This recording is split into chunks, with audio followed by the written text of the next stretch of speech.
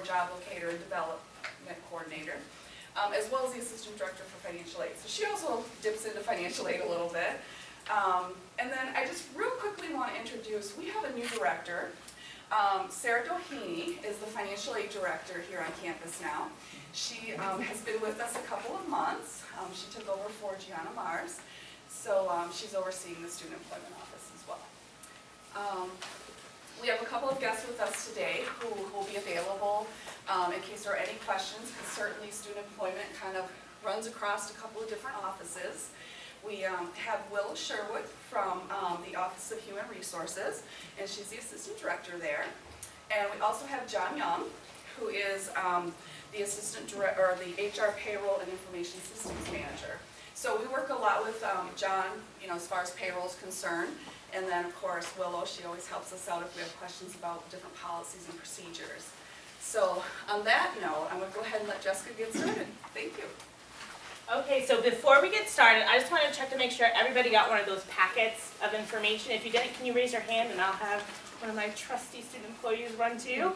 Before we get started, I also want to introduce my trusty student employees. We have Chelsea Krug, which she is an undergraduate student employee, and Casey Morse, who is our graduate assistant in the office, and she does so much, and probably many of you have spoken with her. So just so that you can put a face to the name. So for today, I've got a lot of information to go through for you guys.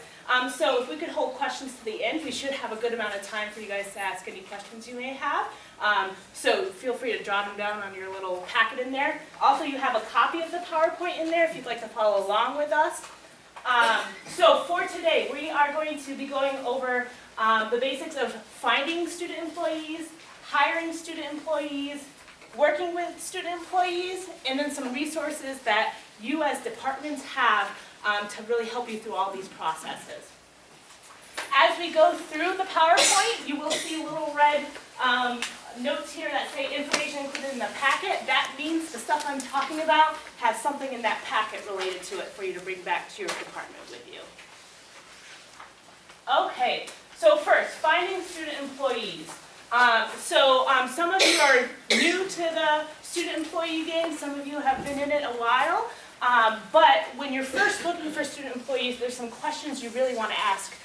And this is really questions that you really need to have as a department to figure out what your needs are in terms of workload for student employees, how many hours per week you're going to need help, are you going to need student employees who have previous experience, how much supervision is required for the job, because you don't want too many student employees for one person, or you want to make sure that that workload is spread out evenly. Are there any age minimums for the job? So, is the job you're going to ask the student employee to do going to be working with machinery or, other sort of dangerous activities? Because there are state of Maine child labor laws related to that you'll have to keep in mind. How will you pay the students? And I'll go a little bit more in depth into that, because that's obviously really important to determine how many student employees you're going to hire. And then, will the students be working with the community? And that's one of the things that we actually track as a student employment office. If any of the activities you have students doing qualify as community service, we track that, and that's information we actually send to the federal government. So that's things to keep in mind. Okay, so how will you pay the students? So this is probably the biggest question that you're going to need to ask, because that all boils down to how much money you have to pay student employees. So in the student employment office, when we refer to students as regular paid, those are 100% paid from the department. If any of you work with your department's GL, they show up as student other. Okay, so if you have a budget line for student other, that means you would be paying that student 100%. For students who have federal work study, that means federal work study funds will cover 75% of the student's wages, and the department is responsible for 25%. Okay, and that's actually that's a separate line on GL. It actually shows up as federal work study 75-25. One thing to know about federal work study, if a student is eligible for federal work study, they will have been awarded it in their financial aid package. So departments don't get federal work study, it actually is connected to the student. So it's very student specific depending on who you're hiring. And free match funds. So for those of you who don't know what free match funds are basically university funds that we have to help departments pay that 25% amount. Now every year departments get allotted a certain amount of free match funds. So again, that's going to help you really determine how many students you're going to be able to hire. And like I said, those funds help to pay with that 25% portion. So just an example, so let's say you want to hire a student who has $1,000 in federal work study. That means they're able to earn $1,000 in wages for the year. And of that $1,000 in wages, 75% would be covered by the federal work study funds. And you as a department would be responsible for that 25%, so that $250. Now if you have free match, and you do all your calculations and you determine you have enough free match, you can use free match funds to cover that $250. Okay? Okay, so then the next step. So you've determined, how many students you're going to be able to hire based on what your budget is and your needs are, and how many hours you're going to need them to work. The next thing is choosing the job classification. And so this is basically choosing a job title for the students. And what we have in the Student Employment Office is a comprehensive list of all the allowable job titles that you're able to choose from. And it's a very extensive list, and I've included a copy in your packet. And what we have on our website, so umaine.edu/studimp, is there are very specific job descriptions for each of those job titles. Well, they're not specific, they're generic actually. And so what you're able to do is really match up what your needs are and what your student employees will be doing to those job titles. So all on-campus positions must be categorized in one of these job titles. It's very rare that we have a department that has an issue finding a job title to match up to what their needs are and what their student employees will be doing. And the other thing with these job titles is when posting jobs on CareerLink, so our online job search, you are required to use that generic job title as the heading. So just an FYI. And then, so this is just a snapshot of part of the job classification list. Just some important things to keep in mind. The position code, that's important to know because that's what you will put on the authorization form. And we'll go into that a little further later. Then you have the job title and the pay level. And the pay level is going to be important for how much you're actually going to be paying the student. And we'll get into our pay scale next. Okay, so once you've chosen the job title, do you need a packet? Oh, yep, they got some in the back, I believe. No, none in the back, no? Oh, are we all out? Oh, they're over here, Jess. There we go. Okay, so after you choose your job classification, the next step is to choose the pay rate. Now, all jobs on campus start at a minimum of minimum wage. That is where our pay scale starts. And it goes up by level and by step from there. And so we have a step system, and that really allows us to make sure that wages across campus are fair amongst the student employees, and it also allows it to make it easier for the departments to do step increases. So each position corresponds to a pay level. What we recommend is that employers start new student employees at either step 1 or step 2 of whichever pay level you've designated their job title as. And any pay level 6 jobs do require approval from student employment. And so that usually requires emailing me or Connie. And that's just because those wages are pretty significantly higher than the other ones and usually require a lot of specialized work from the student. So we just want to make sure that the job that the student will be doing actually fits with that job level. Okay, so this is our actual pay scale. As you can see, that pay level from your job classification, you'll find whichever pay level you chose. And then you'll go across to the different steps. As I mentioned, we do recommend that departments start students at either step 1 or step 2. And then, each year or each summer that they work for you, it makes it easier to step up for their wage. Okay, so you've figured out, what your needs are, what their job title is going to be, how much you're going to pay them. The next is actually finding those student employees. We highly, highly recommend that if you have openings within your departments, that you post those within CareerLink, which is our online job search. All students on campus have access to that. All undergraduate and graduate students have access to CareerLink. And you can post both work-study and non-work study jobs there. And so one of the things with CareerLink is departments, if you have the time and you're comfortable, you can absolutely log in with your own information and post the jobs yourself. Or if there's a lot of other work going on, you can absolutely contact us and we can do the posting for you. So whatever works easiest for you as departments. If you do want us to post it, we do need a decent amount of information to make sure we are able to do it. And all this information is again in your packet. There is a handout about CareerLink and who to contact if you want a job posted.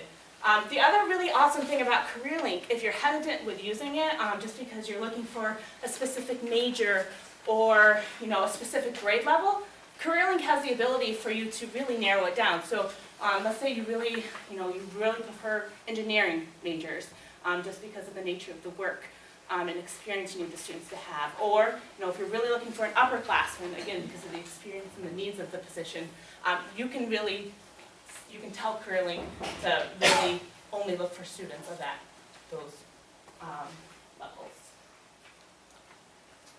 Okay, so we've figured out how to find the student. The next is hiring the student employee. So the first is obviously the application and interview process. Now when you post your job on CareerLink or however you're posting your job, hopefully everybody is telling the student how to apply.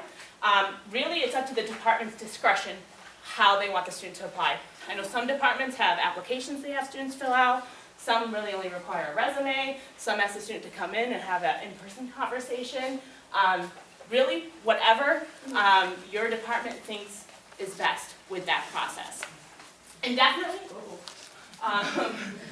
definitely, if your department, doesn't really have any set guidelines for the application process, our office can really come into your department and help you really figure out what's best. We have templates for applications, general applications, that we can really work with you guys on. And then also, if your department chooses to do interviews, we are getting to students early in their summer every year, and we encourage them to start looking really in July and August before they even get to campus. So what we recommend to departments who really want to get that in-person interview in is to do Skype interviews. And students are very good at the Skype interviews. I know the financial aid office does Skype interviews and student employment, and we've been doing it for the past couple of years, and they've been highly successful. So if you guys haven't started doing that yet, definitely think about it. One thing to just keep in mind when you are hiring student employees, especially first-year student employees, that they are fresh out of high school, and oftentimes this is their first time they've ever looked for a job. This is going to be their first employment experience. Which one is why it's really important to have them go through an application and resume and interview process so they're getting that experience.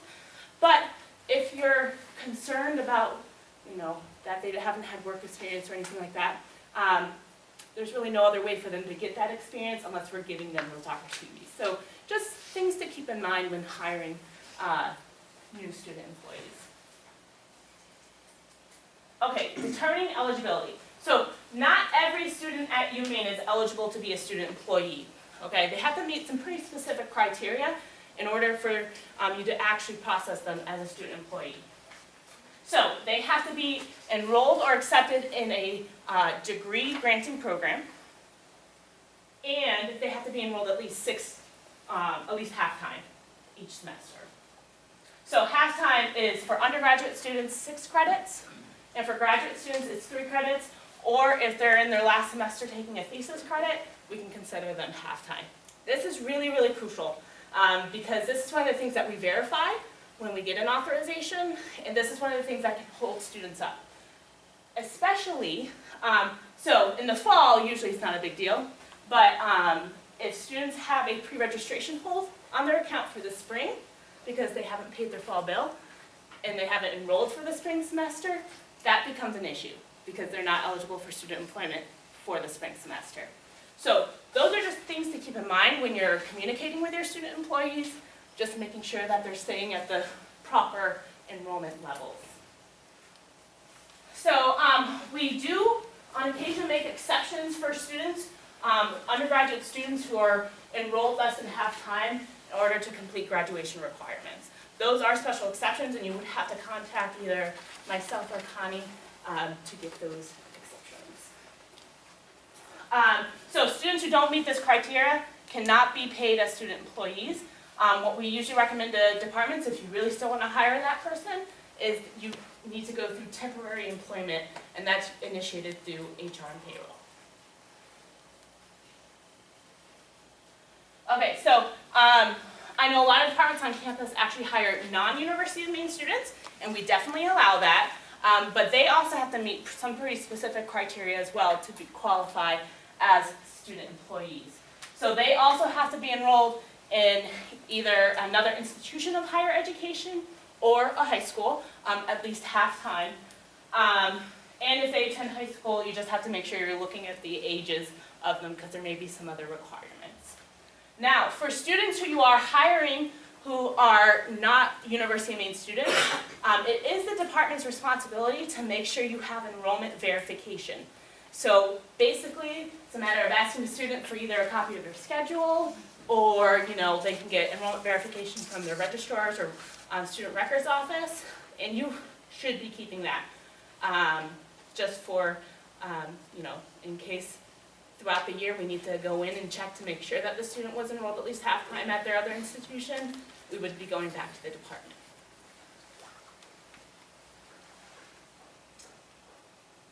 Okay, so checking to see if the student is eligible for work study. So like we said, when you're considering paying a student, federal work study usually is a big player in it, because that's going to really help you hire more students. So obviously you want to make sure that they are eligible for federal work study. As I said, they will be awarded it in their financial aid award package. So students can actually go onto their student center on Main Street and verify that they were awarded the federal work study, because it'll show up with their grants and their loans and everything else they've been awarded. If you as departments don't have access to that information, you can always send names and IDs of students you would like to see if they have federal work study for to the Student Employment Office, and we can verify that for you. So we can verify that they either have it or they don't, and we can verify award amounts as well. Okay, hiring student employees. So the next step is to complete the required paperwork. So you've hired the student, you know that they have work study or that they don't. Now it's the paperwork piece. So the first form is the Student Employee Authorization Form. So this is the actual form that is going to tell the Student Employment Office that you've hired a student and you want them to get paid. So this is a very, very important form.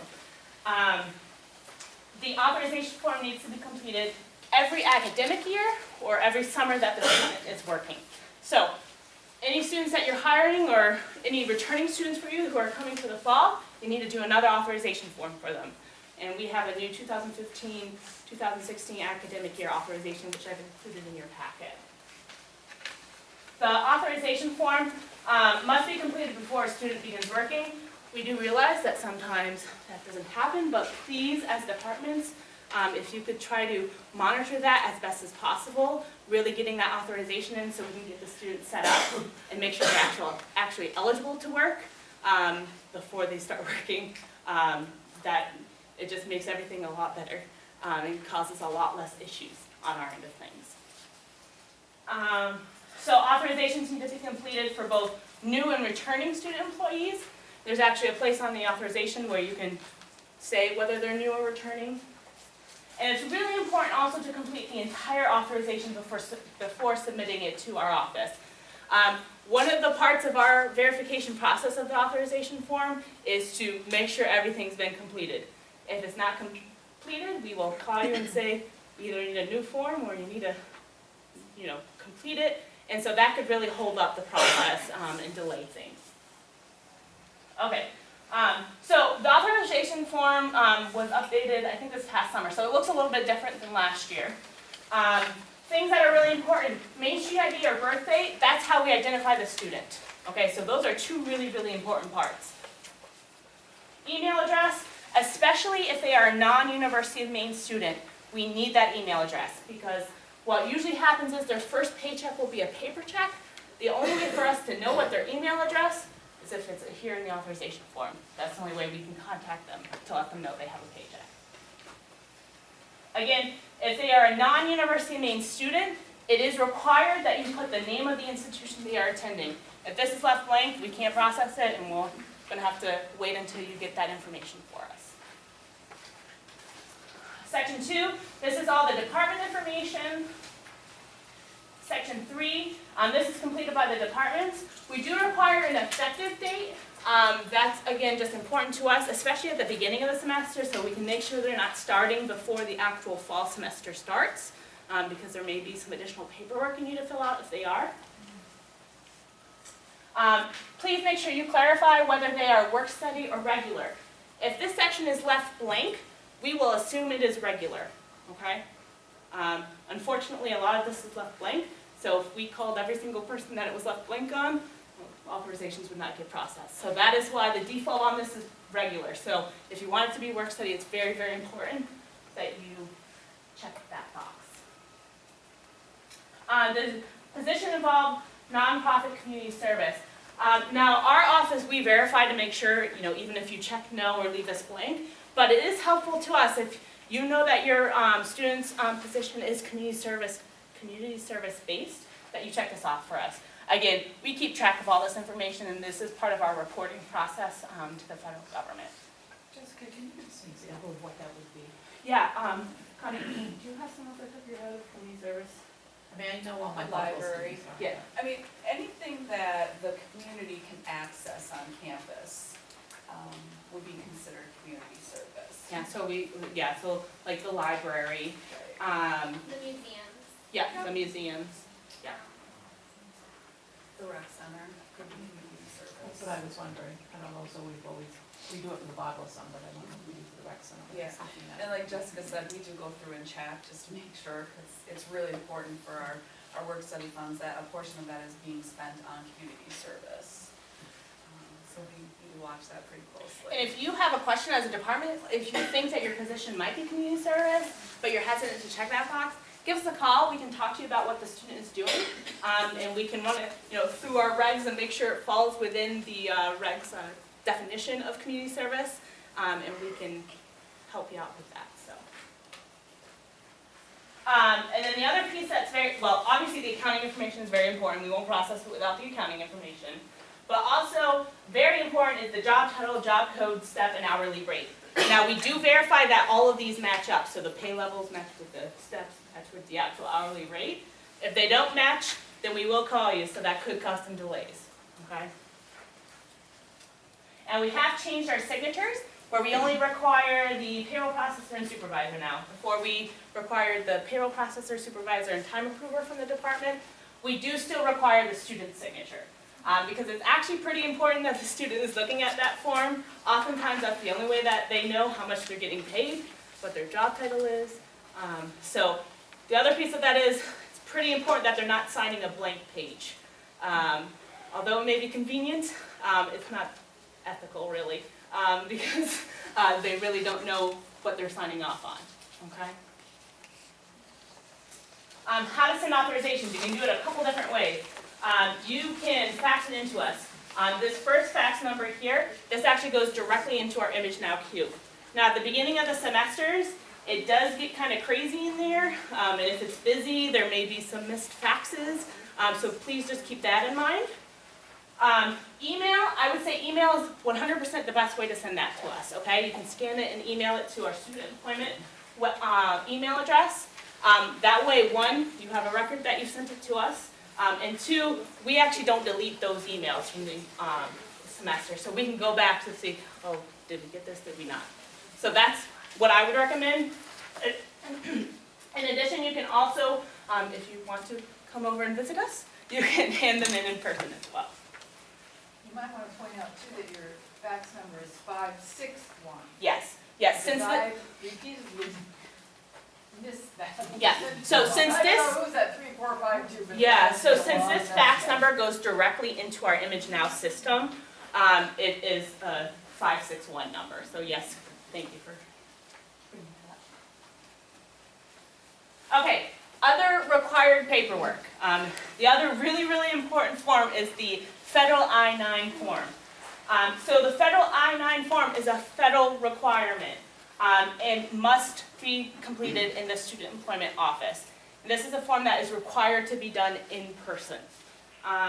So who needs to complete it? So any new student employees who haven't worked for the university before need to complete it. Any student employees who haven't worked in the past 12 months need to complete it. Okay? So students, and the reason why it's required that they come in person to the student employment office is because when a student completes the I-9 form, they actually have to bring with them some documentation. And it has to be original and unexpired, so we can't take copies of anything. And most often this is things like either an unexpired passport or a photo ID and either an original social security card or an original birth certificate. Okay, so this is a big one where a lot of students get hung up on because they don't have this documentation when they come to campus. And the other piece of this is, if they don't complete this form within 3 days of their start date, they have to stop working. It is a requirement that they stop working. And at the beginning of the school year, we usually go through our list of students about twice a week, and we make phone calls to departments saying, has this student started working yet? If so, they need to stop working because they haven't done I-9 form. So please just keep that in mind. If you know that your students are new, or if you know that they haven't worked in the past 12 months, it's crucial that they come into our office and do this form. Also in your packets, I've attached the actual federal list of acceptable documentation, so please feel free to make copies of that, distribute it to whoever you want, because the more people know about that, the better. Okay, so this is really, really important.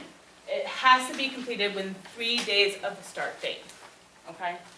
So they start working on Monday, it has to be done, or they can't work on Thursday. Okay?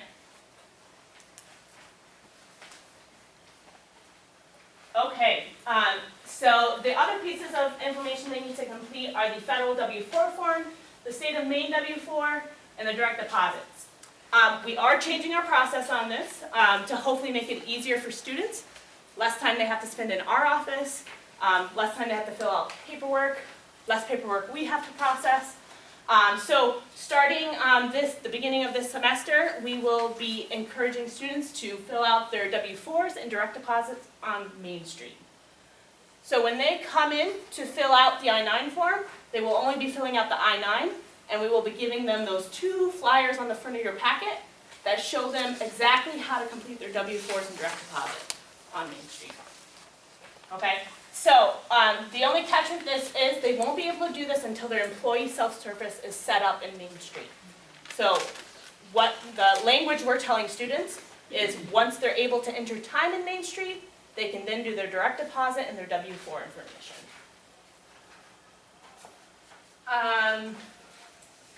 We do get a list of students who have not enrolled in direct deposit every pay period, and we do send out notifications to them saying, hey, just an FYI, you haven't signed up for direct deposit.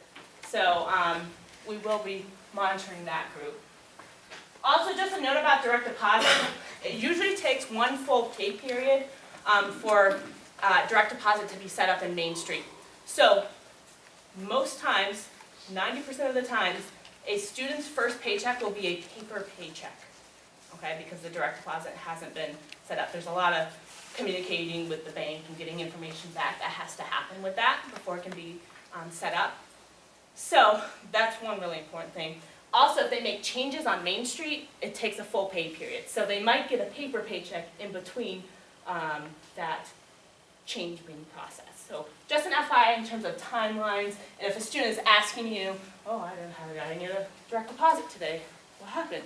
and you can ask them if they just set it up or if they made a change, and they can certainly come to our office. Okay, so after we process the student authorization, we do send emails to the payroll processors listed on the authorization saying, hey, this has been processed, okay? And we list the name of the student who's been processed. This is your cue to say, we verified them, they are eligible to work. So at that point, realistically, they can start working. Hopefully they haven't started working yet. Once we process this authorization, we then send it to payroll, and payroll actually sets them up in Main Street, okay? So, depending on the time of the year, it can take 5 to 10 business days for this process to happen. As departments, we ask you to be very flexible at the beginning of the year, especially these next 2 weeks, because these are our peak processing time. We easily have at least 3,000 authorizations that we have to process in a 2-week span. So it's very possible that if you submit an authorization the end of next week, that student won't be set up for at least 2 pay periods, okay? So we are going to work as hard as we can. We do put in a lot of hours, especially at the beginning of the semester, to try to get as much stuff processed as possible. So we do ask for your flexibility with that.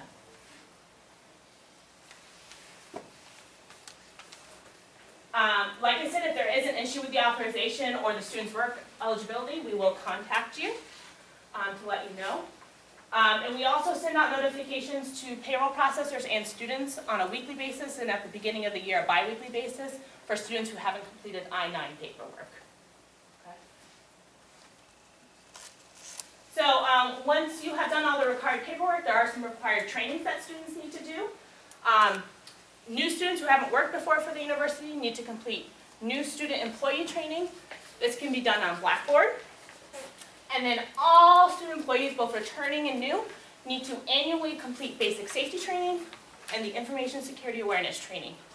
Now, the basic safety training is the same training that all of us have to do, and that's done through the Safety and Environmental Management Office. And the information security awareness training, that's also done on Blackboard. So just a note about the training, that they won't actually be enrolled in the information security awareness training and the new student employee training, so those trainings on Blackboard, until they've been set up in Main Street. So until we've gotten an authorization and it's been processed and everything. But if the student wants to go into a Blackboard, they can actually self-enroll in those 2 trainings, and they can take them before they've actually been processed on Main Street. Jessica, is that new? Sophomore? No, this past year. You've been doing it as far as I know. Entering and approving time in Main Street, it's very important that once a student's job is set up in Main Street, that hours worked are entered, you know, on a weekly basis or a minimum of a bi-weekly basis. And it's really up to the department's discretion how that's done. You know, some people do swipes, some people have paper time cards, and then the department enters the time for the students. Some have the students enter the time, and then the departments just go in and check to make sure it's right. However you do it, we just ask that it's done on a timely basis, because we don't want time from, for example, the beginning of the summer to just be entered now. That just creates a lot of issues on a lot of different levels. So we just ask as soon as that time is entered, on that bi-weekly basis, it's being approved as well. I did include the FY16 payroll schedule on there. On that schedule, you'll see when pay periods start, when they end, when time is due, and the date of the paycheck.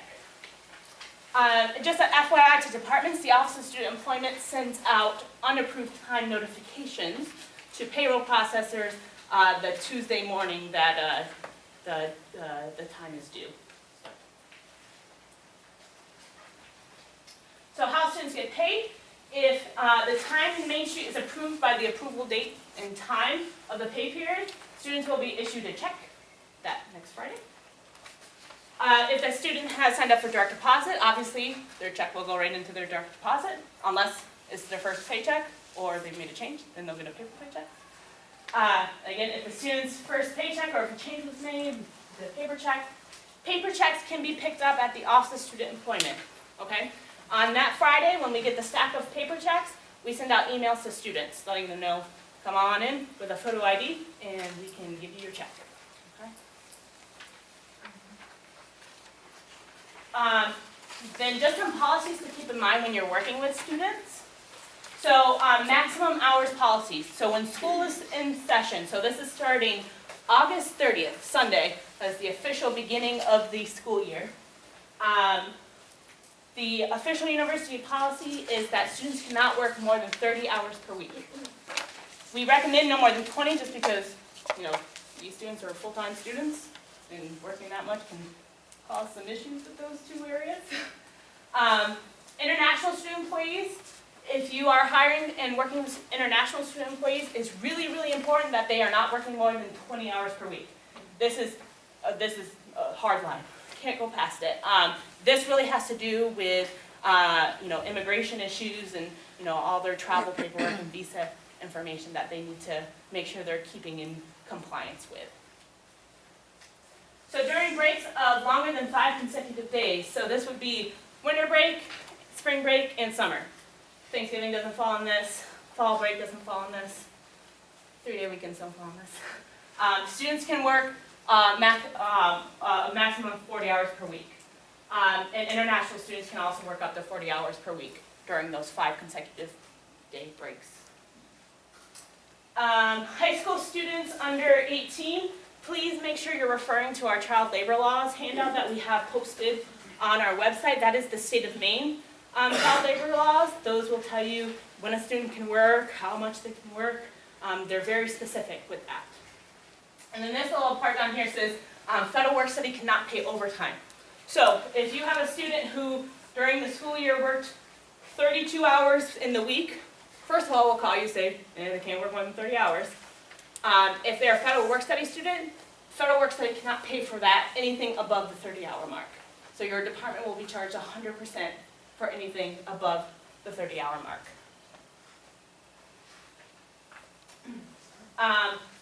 Another thing to keep in mind is the break policy. So just to keep in mind when you're scheduling students, sometimes you may schedule them for long shifts.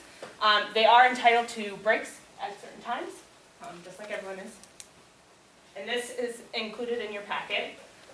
What I've included in your packet is a break waiver, because a student is able to sign the break waiver and say, oh, you know, instead of taking the unpaid lunch, I'm just going to take a couple extra breaks.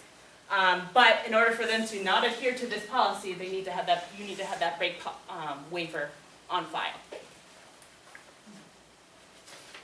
Now, pay increases and raises. So student employees are eligible, and we highly recommend departments do this, to receive a pay increase after working in the same department under the same job title for either 2 consecutive semesters, so for an entire academic year, or 1 full summer, okay? Once a student has worked for one of these durations, they're eligible for a minimum of a step increase. Certainly, if you think they're outstanding and they've done really great work, you can increase them more than 1 step, but at a minimum, they are eligible for at least 1 step increase. And you don't have to do anything additional in terms of paperwork for that step increase. Just when you're filling out that new authorization form, you put the new wage on there. The other paperwork that you might run into is the change form. Now, if an employer or as a department, if you need to make a change to the student's original authorization that you submitted, we do request that you submit a change form. So this is if you need to increase a student's wage in the middle of a semester and you've already submitted an authorization for them. If you need to make changes to your accounting information. If you need to change them from federal work study to regular, or from regular to federal work study. Changes to free match. Those are all things that